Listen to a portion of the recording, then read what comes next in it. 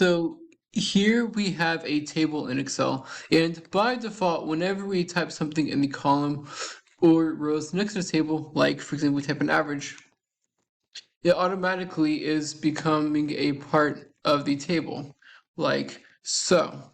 And same thing for the rows.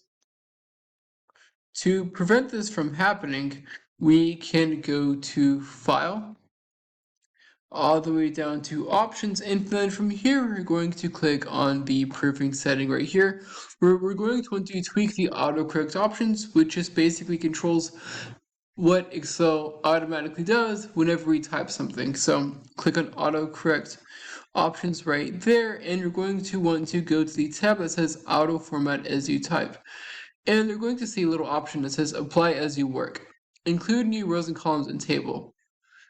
This is checked by default, but uncheck this and click OK, and then click OK.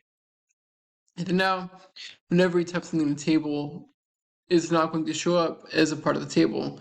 So we can say mean, median,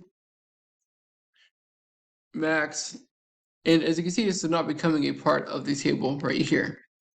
We go back to the setting, we go to File, Options, Proofing, autocorrect options, and you recheck the box, include new rows and columns and tables.